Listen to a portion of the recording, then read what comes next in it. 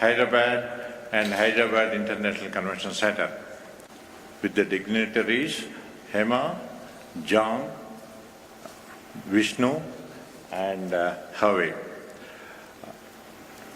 The lighting of a lamp at the start of an event is an Indian tradition that signifies. The background welcome music is a composition by a famous composer, Pandit Ravi Shankar, in Rag Kalavati. And the welcome message is rendered by the well-known film actor, Mr. Amitabh Bachchan.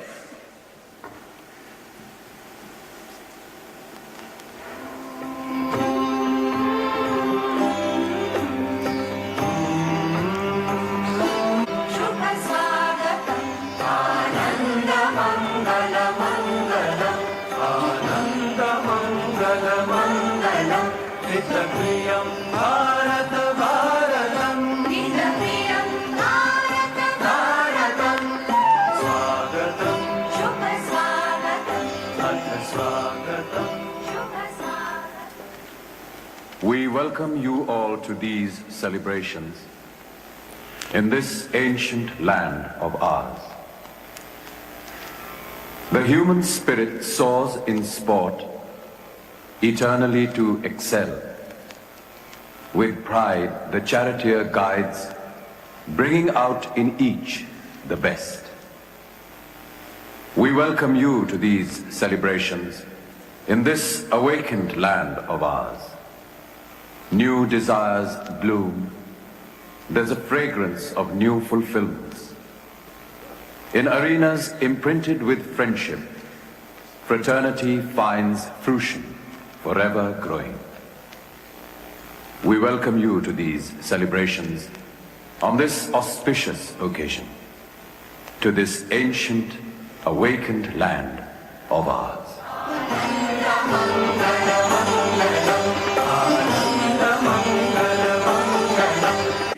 To India, I mentioned to the committee that your experience in India will trigger many research ideas in speech area, as you will see how a country of 1.3 billion people communicate mainly in spoken form in multiple languages and dialects, with the significant changes across the borders of different linguistic states, making languages more like a continuum rather than discrete. The city of Hyderabad is no exception to the display of this aspect of Indian culture. In the city of about 10 million, you will experience both historical sites in the old city and the modern buildings in this high-tech area called Gachibowli. In fact, you don't have to ask for sightseeing places in India, as everything you see around, traffic, driving, people talking, etc., is a sight worth watching and remembering, at least for the first-time visitors to this country. We have chosen Hyderabad for this conference as the venue. The Hyderabad International Convention Center, with this state-of-art conference facilities, is available only here in this country. The technical program committee has come up with an excellent technical program, and all other committees, including local organizing committee, publicity, sponsorship, exhibits, etc., have done a commendable job, which you will experience in the next 4 days here. This is due to the dedicated effort of all the members of these committees, supplemented by the excellent support from the professional conference organizers, PCO, and the ISCA. We would like to place on record the generous and enthusiastic support from all the sponsors listed in this slide. Communication in a multilingual society like India is hard to model, but easy to understand. Note that we have 900 million mobile phones in India, and mobile-based services have become very common, promising a huge market. Hence, we have chosen the theme of this conference as Speech Research for Emerging Markets in Multilingual Societies. I now request my colleague Umesh to take over for a theme-specific presentation. Professor Umesh, please. To InterSpeech 2018, as Professor Yagna mentioned, our theme is basically speech research in emerging markets for multilingual societies. So many of you have already experienced the multilingual nature of India, I assume, right from the time you landed at the airport, took your taxi and probably checked into your room.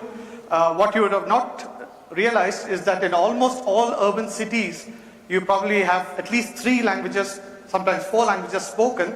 For example, in Hyderabad, you have 4 languages, English, Hindi, Urdu, and Telugu. So you do have 4 languages here, and people use it, a lot of code switching happens, and there's a lot of code mixing. For example, I have stayed in many parts in India, and so I can speak 4 languages, but most of us are not fluent even in one language.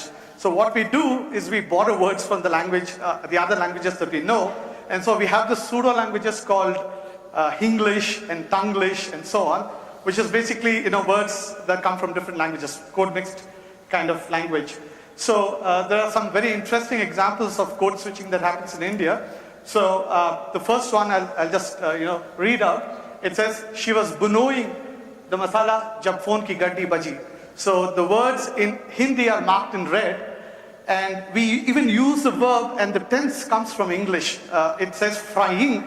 Buno is fry, which is a Hindi word, but I add ing just to say that I am frying the masala at that particular point in time. And similarly, Tanglish is a mixture of Tamil and English, and so I would say something like I mudgified the bedsheet to say I folded, and if I'm saying I want to mudgify, I'll say I'm mudgifying the bedsheet or something like that. Okay, so this is a funny kind of a language that we have, and most of us in urban India use this very, very freely. And therefore, a lot of our popular media also reflect this. This is a famous hair care ad, and I'll just play it out for you. Can I have the audio for that? 2 times stronger banao. So I'll just play it again for you. Mom कहती है use oil for stronger hair. बालों को 2 times. But it says mom कहती है, which is mom says, and that's a Hindi phrase, use oil for stronger hair. And and by the way, this is a recent For exposure. stronger hair. बालों को 2 times stronger banao. For those of you who are in the US, there's a famous ABC series called Quantico. She's a star of that show. So, and also we have songs that are cult in some sense. I don't know how many of you know Opa Gangnam Style. Do you remember that still? The Korean pop song? Well, we have an Indian version of that, and that's called Why This Kolaveri D. Okay, and so I'll just play it out for you. Why this kolaveri, kolaveri, kolaveri D? Gangnam Style, and India has many, many languages, and what people would do is just, why this remains the same, Kolaveri D is in Tamil, and they just change it to Hindi or any of the other languages. So this is again a very, very popular song, so all that I want to make is that we use code mixing and code switching very, very, effortlessly and we don't even think about it. But often what I've written here is all in Romanized script. When we use song or, when we want to read things, we often prefer to have it in Indian scripts or native scripts. So for example, that last sentence has a mix of both Hindi and English, but Hindi written in Devanagari script. And that's usually the way we like to read, okay? And talking of Bollywood, I hope on Thursday all of you are willing to groove, because we have some Bollywood songs playing during the banquet, so you can listen to them, okay? So that's so much for code switching. The other half of the theme talked about emerging markets. There are about 900 million people staying in rural India. That's about 1 in every 8 person in the world living in rural India. And that means one of the problems with these people are that they have very limited reading and writing skills, because India has a very strong oral tradition. So if you go to any village, you'll probably see a lot of storytellers, a lot of community activities which involve song and dance and drama and play, but very little, writing activities, so to speak. And that is a big, big problem for our country. Voice is the only interface that probably makes sense to many of them. And this, in today's world, is a big challenge for them. For the simple reason that even simple things like access to healthcare, education, banking, all of them, without having some kind of without the voice interface is going to be a challenge for them. And this is one thing that we are very, very keen to see if we can bring these bottom pyramid, as they call, into the mainstream. The good thing is we also have this big revolution in terms of mobile users. We have now about 1 billion mobile users. I know Yagna said 900, but the latest figure is 1 billion. And the costs are very, very cheap. It costs about $50 per month, and you get unlimited calls to India, all over India, and you also have 60 GB of data, So, but all of this is used and all of the rural people do have mobiles, but most of them are used for entertainment and voice communication. So there's very little of the activities that I mentioned. For example, you can't do banking, or at least there are no suitable interfaces for them to use things, using just voice. But if you can come up with some apps like that, I'm sure you have a big, big market waiting to be tapped. So, but India is a very big country, so there are lots of challenges.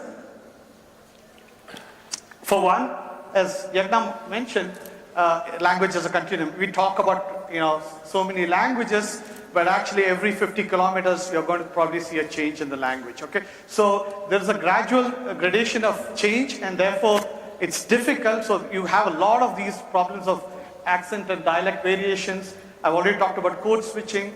And in today's terms, we talk a lot about data-intensive kind of approaches, and therefore low resource is also a big problem. I mean, many of them are actually zero resource.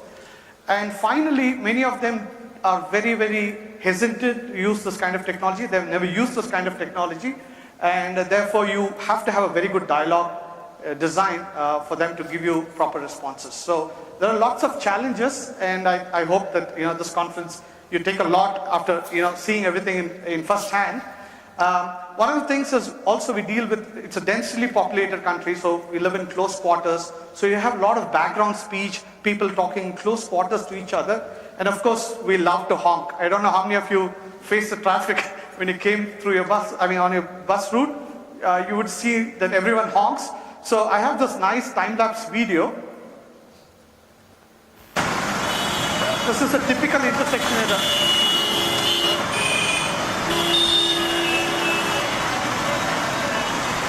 how there are no accidents. I just wonder what's going to happen to autonomous cars here, what are they going to do, So luckily, I think we are not that bad a shape in terms of speech technology. I think we have progressed a lot more. And one of the views that is going around, at least in India, is that the best way to get to these 900 million people who have voice as the only method of communication is to have some kind of voice assistant. A voice assistant that basically helps the user do everything, right from banking to e-commerce to everything. And so that is one possible mode, but I'm sure there's still a lot of things that have to be addressed. But we have the key technologies in place. Of course, we don't want the human to sort of adapt to the machine, so we would like the voice assistant to adapt and learn and help the user achieve what he wants. Okay? And the government of India is very keen on this. They have been trying to do a lot of efforts in trying to get these technologies. Unfortunately, the participation from the industry has been very, very limited. Probably they have not seen the potential of this market. And so recently we had a project called the Mandi project, which essentially is for farmers, and this is something that the government was very keen. So the idea is that farmers, when they sell the produce to the first middleman, so to speak, they probably get $2, per unit, let's say, but the retail price works out to be something like $20. So it's a 10 times sort of scaling, and the idea is that if the farmer knows something about the retail price, then he can strike a better bargain with the first middleman. And so we have built, a lot of academic institutions got together and built a system in 12 languages and 12 states, covering about 200 million households. It is a very simple application, but the point I want to make is even such things, we got a lot of positive feedback. Okay, so I wanted to play the demo. I don't know if I have the time because I have to switch thing, but let me just give it a shot. It's a very, very simple app, but the point I want to make is that even this app got a lot of publicity and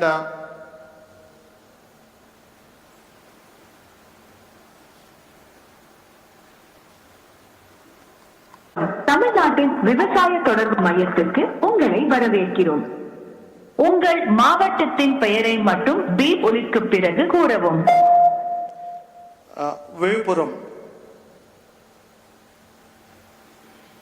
நீங்கள் கூறியது விழுப்புரம். காய்கறி, பழங்கள் மற்றும் தானியங்களின் விலையை அறிய பொருளின் விலை என்று கூறவும் அல்லது வானிலை பற்றிய தகவலுக்கு வானிலை என்று கூறவும்.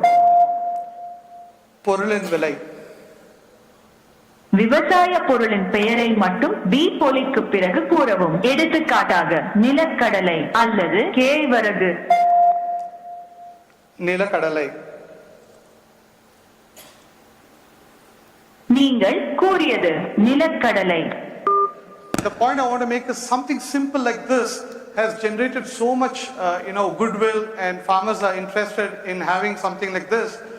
I'm sure if the industry participation comes through and we do a lot more, we can do wonderful things for the bottom half of the pyramid. I'd like to wind up by just saying that even, we got a pitch from the Prime Minister of India talking about this particular project. Oh, sorry. Powered by e-healthcare. I dream of a digital India where farmers are empowered with real-time information to the connected with the global markets. So, in conclusion, I would just like to say that, whatever we try, if all of our research can translate us into something that can address the needs of the bottom half of the pyramid, I think we would have made a big difference to their lives. So thank you. And I would like to have Prashanta come and continue with the technical part of it. Prashanta.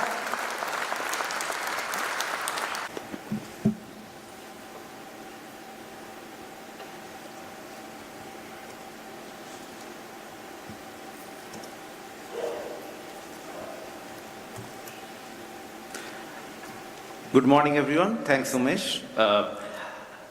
So I'm Prasanta Ghosh, one of the technical program chairs of InterSpeech 2018. In next few minutes, I'm going to give an overview of the technical program of InterSpeech 2018. So this program at a glance, you must have already seen. It consists of 8 tutorials, 39 oral sessions, 9 special sessions, 37 poster sessions, 5 show and tell sessions, ISCA medal talk, 7 invited talks, including 3 plenary talks and 4 perspective talks, and 9 industry presentations. I must mention that the perspective talks and the industry presentations are something that is new that you're introducing in InterSpeech for the first time. This 8 high-quality tutorial that happened yesterday, a list of those are here with the number of registrants in the last column. Among others, these 3, oral sessions, special sessions, and the poster sessions, they constitute the majority or the major component, major part of this entire technical program. And I'd like to give you a brief or a quick glimpse at what happened in preparation for this wonderful technical program. So today, this program that you see on 3rd September 2018, it happened almost, I'll say, over the last 1 year. The entire effort went for last 1 year. But I'd like to start on 15th of February, when the submission portal opened. Following that, there was a deadline for submission, followed by the deadline for the revision. Following that, we had the review cycle with the deadline of 26th of April, followed by the TPC meeting here in HICC on 17th and 18th of May, And then on 3rd June, all the notifications are sent to authors. Between 3rd June and today, there are many other tasks we have done, including the camera-ready PDFs from the authors, technical program preparation, conflict resolution, as well as the invitation of the technical these session chairs. Overall, in terms of numbers, we had 1,668 submissions, and the technical program team consists of 4 technical program chairs, 48 area chairs, 1,320 reviewers, without whom we couldn't have done such a wonderful job. And we had a total of 5,235 reviews. As you see, actually all papers got 3 or more reviews, and in particular, except 151 papers, all papers got 4 reviews. So let me give a quick glimpse on this team that worked for this entire technical program. So 4 technical program chairs, and then area chairs in each of these areas. This is area 1, area 2, area 3, area 4, 5, 6, 7, 8, 9, 10, 11, 12, and 13. The area chairs are expert in their areas, and that helped us a lot in making the decisions on each paper, as I will briefly mention. Reviewer distributions. So this is the distribution, country-wise distribution of the reviewers that we had for InterSpeech 2018. 1,320 reviewers, with most of them coming from United States, followed by Japan, France, Germany, UK, India, and Spain. Let's now look at the distribution of the reviews per country. Out of these more than 5,000 reviews, most of them again came from United States, following the distribution of the reviewers. Now let's look back what happened during the submission time. So all these submissions came from 63 countries, and on the top plot you see the distribution, country-wise distribution again for these submitted papers, with majority coming from India. But following that, in the second row you see the number of papers that are withdrawn, again majority from India. And finally, the last row shows the papers that are sent to review, a country-wise distribution. This shows on the top, you see the number of papers that are submitted each day during the submission deadline. There are 2 peaks corresponding to 2 deadlines. One is the submission deadline, another is the revision deadline. And here is the plot of the cumulative distribution of the same. There are a total of 13 areas, as you just saw, and there are many sub-areas, a total of 187. And of course, in each sub-area, you had some number of papers. I must say that there was an interesting pattern or numbers that came out when we look back at the number of papers per sub-area. There are 13 sub-areas where there are no papers. 16 sub-areas where there are no papers. 15 sub-areas, as listed, they had only 1 paper in those areas. 16 of them had only 2 papers. And on the other extreme, 15 of them had at least 20 papers. And in particular, speaker verification identification had 85 papers. So as you see, the sub-areas had quite diverse number of papers depending on the sub-area. Let's look back another interesting statistics. This is the histogram of the number of times authors resubmitted. So you submit first time and then you revise and resubmit. There was a paper which was submitted 59 times. Although, on an average, the number was between 4 to 5. I don't know. Let's look back at the review statistics. So the reviews are mostly timely, but we had to send reminders to the reviewers, and we got within the next few days of the deadline. I must also mention at this point about the review form that we used for this review process. We in fact worked it out a little bit more differently compared to last few interspeeches. We had pretty much this similar evaluation category, like reviewer confidence, importance, relevance for a paper for interspeech, novelty, originality. But for each of them, we encourage reviewers to give an explanation in the text box for their choice. Continuing on the evaluation category, technical correctness, clarity of presentation, references adequate or not, paper category, which I'll be coming in more detail in a bit, overall recommendation, nominate for best paper award, detailed comments, confidential comments, all of that. Now let's look at few of them. So for example, if you look at the reviewers' confidence statistics in each area, it turns out that most of the reviewers think that they're confident, not very confident. And that's true for all areas. In terms of relevance, almost in all areas, papers were relevant for interspeech. When we look at the histogram in every area for the novelty, originality, we see that there is a skewed distribution, indicating that majority of the papers are of high quality and novel. That comes out even in the technical correctness, in the clarity of presentation. Coming to the paper category, we ask the reviewer, for each paper, they have to choose whether the paper belongs to, according to them, belongs to pure research or pure development, or research and development. And that brought out an interesting pattern for each area. For example, in the area which is more scientific in nature, most of the papers were in category 1, which was pure research.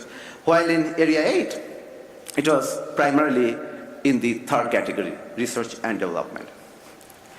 And looking at the overall recommendation, again, it shows that majority of the papers were of good quality. I'd like to mention about the Best Paper Award. It turns out of these more than 5,000 reviews, only 139 reviews indicated that respective paper to be nominated for Best Paper Award. And out of these 139, there are only 6 papers which were nominated by 2 reviewers, and the rest, all of them, only by 1. And there was no paper which got recommended from all of its reviewers. Maybe you're looking for that kind of paper in coming interspeech. So, coming to the final score, this is how we combine the individual scores, quantitative scores, and come up with one score for every paper. But that's not the end of it. We also looked at, very carefully, including the area chairs, the qualitative review. And here is a quantification of the qualitative review. We checked how many words are there in the textual input that the reviewer gave. I must mention there was a reviewer who gave very high, very detailed review comments, in particular having close to 5,000 words, and almost for all the papers like that, reviewed by him. But on an average, there were 294 the words in the reviews that we received. And following that, we had the TPC meeting in HICC, 17th and 18th of May. It was a 2-day long, very intense and thorough discussion on several papers for making decisions on each of them. And there are critical discussions on many of the borderline cases. And following TPC meeting, this is what we had in terms of the statistics of the number of papers accepted, being 749 with an acceptance rate of 54.31%. Then we send the notification to all the authors. We received the decisions taken by the area chair on each of these papers, accept or reject, and then we thought, is it possible, because of this enormous surge in machine learning, is it possible to automate this entire process? Can we give the review scores to the algorithm and it comes up with accept or reject? So, thanks to one of my students who did this experiment with the review scores with several classifiers, we got an tenfold cross-validation average classification accuracy of close to 90%. When we used the review text, it was pretty poor. Interestingly, when we used the 2017 review scores as the training data and 2018 as the test, we got 89% accuracy. So it indeed brings the need for the TPC meeting. Coming to show and tell, there are 50 papers submitted. Out of those, 34 were accepted and 16 were rejected. I'd like to end my part by thanking area chairs for recommending reviewers. We had a large number of new reviewers that are entered into the pool, and thanks to all the area chairs for that. Thanks to them also for coordinating the reviews and making decisions on each and every paper. We thank the reviewers for their excellent timely review. Thank ISCA, particularly Lori Lammel, for their support, input, and advice through this entire process over the last 7 to 12 months. And PCO for arrangements for the TPC meeting. And finally, authors, without whom we couldn't have had such a wonderful technical program. Before I end, I'd like to draw attention to all the presenters of the oral session. Please upload your presentation files in the speaker check-in room at least an hour before your session starts. So thank you and enjoy these next 4 days of the technical program.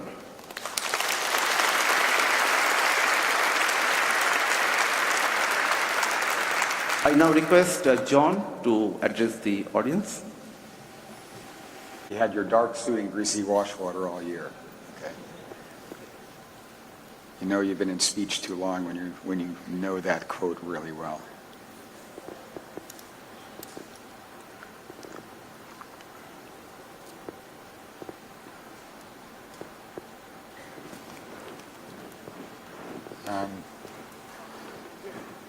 I see it, okay. All right, so first I'd like to welcome everyone to Hyderabad. When we learned that the conference was coming to India here, some of you know my wife and I are competitive ballroom dancers, so I was told that I would have to do a Bollywood show up here before we got started. And my wife told me, you know, in the inevitable words of Clint Eastwood, a man's got to know his limitations. So I said I wasn't going to do that. So one of my students, who is a professor in Pune, gave me this. So I figured it's probably easier to kind of look the part than actually dance the part. So, but I was equally happy to learn that Yagna said that the organizing committee has assembled an excellent program for the closing ceremony. So the entire organizing committee will be doing a Bollywood dance routine in the closing ceremony. Yagna, I must say that is a joke, because I know you would actually attempt to try and organize that before the closing ceremony. Okay, so let me officially first welcome everyone to Hyderabad. India is a country of 1.3 billion people. There are 23 official languages spoken in this country, but well over 800 different languages actually spoken throughout the country. India represents a country where advancements in speech and language technology, as well as speech and linguistic science, are converging to improve the communication abilities of both people and people-to-people type communication, as well as people-to-machine. And so it's clear that this country was well suited to be the host for Interspeech 2018. Before we get on to the program for 2018, we wanted to at least take a moment to recognize the outstanding organizers from last year. So in Interspeech 2017, to thank the organizers for the outstanding work that they did in putting that program together. In particular, they had a record number of registrations, over 1,700 attendees, large number of paper submissions, as well as sponsorship. That sponsorship is critical for the success of our society. ISCA is a nonprofit organization, so in order to be able to keep the registration costs reasonable, especially for students, the sponsorship from industry is critical in maintaining a viable program here. We also had in that conference a large number of exhibitors, and all the booths were sold out. So again, we'd like to thank the organizers for 2017 for a very successful program, but also for their assistance in providing an effective transition effort between 2017 and 2018. I would also like to specifically recognize Haishu Lee, our past ISCA president, for his outstanding service, as well as for his help in making the transition to this 2018 Interspeech. And so the question might be, how did we get here? Okay. One might simply think, well, India is a vast country with extensive expertise in the speech and language area, so we should just have an Interspeech here. It's one thing to declare that, it's a whole other thing to actually put a team together and be able to have the right infrastructure to make sure it's going to be successful. So back between 2010 and 2014, ISCA has a distinguished lecture program, and between 3 to 4 of our distinguished lecturers made distinguished lecture tours through India. Shrina Iranian on the organizing committee, myself and others were part of that. And it wasn't the case that, there was definitely the interest, the motivation, and the expertise to be able to organize an interspeech. But again, a country of 1.3 billion, the largest democracy on the planet, it's very difficult to get everyone to kind of come together and say, we should do it this way. And I think those distinguished lecture tours kind of laid a very good foundation. In addition to that, there needed to be kind of a grassroots support to expand and encourage young students to kind of go into this field and continue to prosper as researchers in the field. I'd like to particularly recognize Hemant Patel, who organized a series of summer workshops in Gandhinagar. Myself and Hai Shu and others participated in a summer workshop last year. He had 2 of them.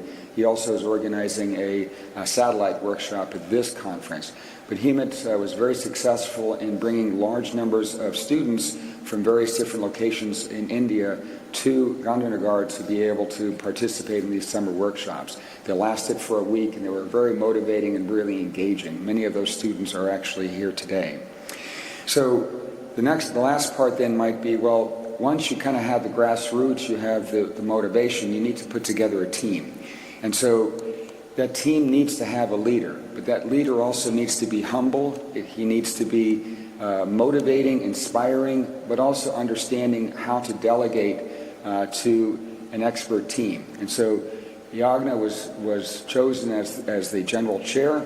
The general co-chairs here, Chandra, Shri, Umesh, and Prasanna, all pulled together to be able to develop a very comprehensive, balanced program. On the technical side, Hema, Prita, Pavo, and Prasanta all work together on the technical side. You just saw that presentation there. So I'd have to say that this team, as well as the many, many other people behind the scenes for Interspeech 2018 organizers, really responded to every type of feedback that we could provide in terms of providing best practices, as well as responding and ensuring that any points that may have been brought up would have been addressed. Almost all of you came through, let's say, the Hyderabad airport. I personally arrived at 3:10 a.m. on Saturday morning. I was shocked to be greeted at the Interspeech welcome desk at the airport by 5 Interspeech students, smiling and energetic. And that gives you an example of the enthusiasm that has taken place in this organizing committee to be able to have a successful conference and a successful program. So kudos and congratulations goes out to this organizing team for all the work they've done over the past several years to make this a reality at this point. So again, Prasanta identified in May they had the technical program committee meeting. A number of folks came together here in order to be able to get the papers organized and so forth. After that, here's the statistics of the paper submissions. And so you could see in the interspeeches that began in 2000 all the way up to this year, the acceptance rate has been dropping from 77% down to 50% in 2017. In 2018, it went slightly higher to 54%, but that includes only those papers that officially went out for review. There was a few more that came in on the initial submission. I was very impressed with the statistics on on the papers that were accepted. Those of you that are really experts on machine learning, please don't contact any of your social media outlets to try and sway public reviewers to be able to accept your papers. That's not the way to go. Okay, so for ISCA here at Interspeech 2018, I just wanted to identify a couple of the events that are taking place. The Student and Young Scientist Traveler Grants, Torborn has overseen that. We had 60 awards that have been made out of more than 150 applications. The Doctoral Consortium took place on Saturday at IIIT. That was well attended. There was also the workshop for young female researchers in speech science. and Technology. This workshop specifically focused on undergraduates and master's level students, not PhD students. And again, it was there to try and emphasize opportunities to try and expand our student enrollment and population in the field. In addition to that, yesterday we had the Women in Science, Women in Speech panel discussion that lasted 2 hours, and that was very engaging. Lots of very good questions that came from that. In addition, the ISCA General Assembly will take place tomorrow, Tuesday. I encourage you to attend that. And then finally, Students Meet the Experts will take place on Wednesday, also here in the Hyderabad Convention Center. Next, just to identify future interspeeches. So next year we'll be in Graz, Austria, and in 2020 we'll be in Shanghai, China. And people have asked, well, where will it be in 2021? And if you want to find out, you should come to the ISCA General Assembly. We'll let you know there. So for the ISCA update, I just want to quickly highlight some of the activities that ISCA has been focused on. And if you are a first-time ISCA member here, you'll see some of the activities that we've been undergoing. The ISCA membership since 1989, 1990 has increased dramatically. If you look over the first roughly decade or so, the membership was roughly in the 500 to 1,000 range. In the next decade there, the membership increased from 1,000 to about 1,500. And over the last decade here, we've been sitting very healthy, close to 2,000 members. And so the last 2 years, we've had over 2,200 members in the last 2 years, and I'm very happy to say that more than 700 of those members are students. And so that's a very encouraging thing to see for our society. In addition to that, we are a nonprofit organization, so one of the things that is important to us is to ensure that the funds we collect are used in a constructive way to promote our society in a positive way. Our budget and finances are in a nice balanced shape. We'll have more details with the financial report of the General Assembly. This is our ISCA board.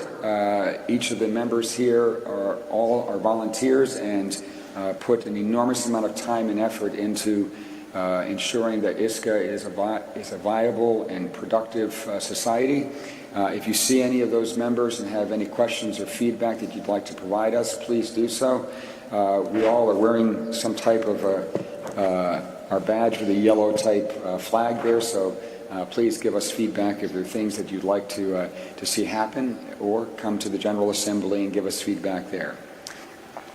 For ISCA Outreach, I wanted to kind of highlight just a couple of the activities that we have. First, for membership, these represent all the different countries where our members come from. So we have a pretty wide range of different representations from Europe, Asia, and North America. And so the concentrations there are quite engaging. I'll also point out that for outreach, we have a series of summer schools, workshops, and special interest groups. These are all very active. Some of them are language focused, and so that helps in terms of concentrating the researchers in the field. We also have very extensive geographical outreach subcommittees. Our distinguished lecturers are targeting continents that have lower representation to try and expand the opportunities for speech and language research, as well as for the educational opportunities of students wanting to go into the field. Finally, we have distinguished lecturers that are available to give talks at your institutions. If you have individuals that are interested in having world-class folks come and visit and give presentations, ISCA covers the travel expenses, the airfare for them to get there. The organizers simply need to kind of host them for local arrangements there. So Professor Daniel Hurst and Professor Takayuki Arari from Japan are the two distinguished lecturers for this year. So for ISCA initiatives, I just want to highlight a few of these. So if you are interested in submitting a workshop proposal, we have an online portal that makes it very easy for you to do this. You can also get examples of previous workshop proposals if you have an interest in kind of emphasizing some certain aspects. These may be technical workshops. They could be summer or seasonal type schools that you might have interest in. Please, we're a nonprofit. We're here to provide support and infrastructure for you to expand opportunities worldwide. So consider organizing a workshop. For travel grants, most students feel, well, I'll apply for the travel grant to come to ISCA here, but we'll see that there's actually more attendees attending all of the special interest groups and workshops than there are attending interspeech. So that's actually an option there. You can also apply for travel grants to workshops. I will give you a hint: if you're a student, it's actually easier to get travel support to the workshops than to interspeech, because there's not as many applications to the workshops. There's many more applications to interspeech. So you can't get sponsorship for both if you're actually coming to a satellite meeting here and interspeech. But please consider applying if you need financial support for that. In addition to that, over the last couple of years, there was a big push to try and see if we could expand our educational opportunities for many countries, and in particular students that may not have access to resources in the speech and language field. This includes both speech and language sciences as well as the technologies that we use in the field. And so ISCA has moved forward with an online program called SCOOT. It stands for Speech Communication Online Training, and it's an opportunity to be able to house materials that allow people that are not in the traditional speech and language fields to get a better understanding of speech and language science as well as the technologies associated with those domains. If you are a faculty member and interested in contributing your materials, please go to the ISCA website. We're very, very pleased to be able to host any materials that you might have. Students are able to approach this online training at both the undergrad, master's, or PhD levels, particularly helpful if you're trying to get exposure to areas that you're not as knowledgeable about. There's also speech courses that are developed to support non-specialists that are teaching classes. So if you're in a country where you have a university and a faculty member asked to teach a course in speech or speech technology and not an expert in it, this is an excellent location to try and get materials to help support your training of your students. So there's a SCOOT resource. SCOOT 1.1 is now live and available for people to get access to. It will continue to evolve. SCOOT 1.1 is right now a passive place, but we're also adding in the future here crowdsourcing a social app that allows to provide feedback from users in the field. So that would allow you to have more instant engagement with people that are involved in the teaching and technology advancements for science in the speech and language space. In addition to that, ISCA is also launching a new student collaboration grant opportunity. And this is really meant if you are studying in a location where you would like to have an exchange or an experience at another school. ISCA has recently said that they would move forward to provide some support for students to kind of visit other schools. And so if you have an interest in that, we already have some successes in Europe. We'd like to see further successes worldwide. So please keep an eye out for the ISCA website to get more information about collaboration type grants. We established also the ISCA Technical Committee in 2015, and this was a resource primarily because we wanted to ensure consistent and best practices transfer between one interspeech to the next interspeech. So this portal has been ready since the end of 2017, and the objectives here were to try and help all the all the interspeech areas be able to be well represented, and also to provide knowledge between organizing committees to ensure information is gone to different organizing technical programs. The members consist of several board members as well as many of the past technical program chairs and technical program members in order to ensure consistent transfer.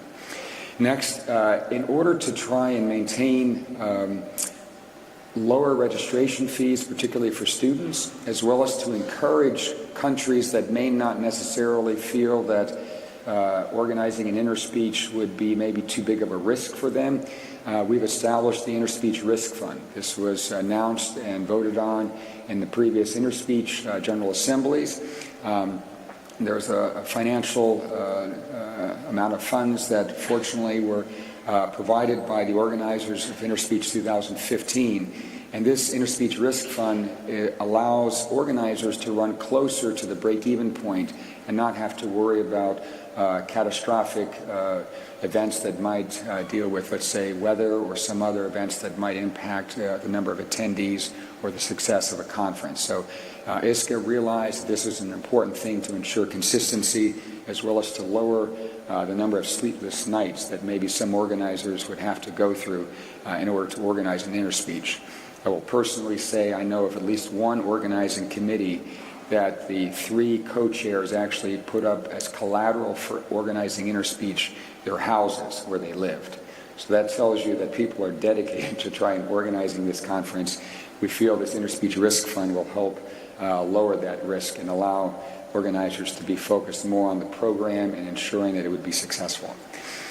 Next, I'd like to kind of recognize the passing of a person who was a legendary researcher in our field, Manmohan Sandhi, passed away in February 2018.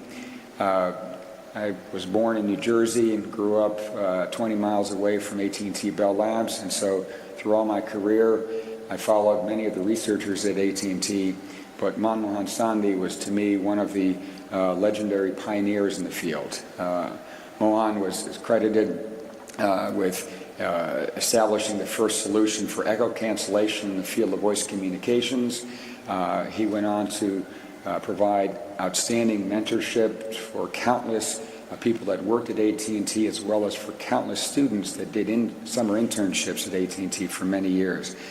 AT&T Bell Laboratories had a memorial service for him, and many of his former colleagues came and gave speeches on Mohan's behalf. So if you would allow me, I'd like to ask for a moment of silence in remembrance of Manmohan Sandhi.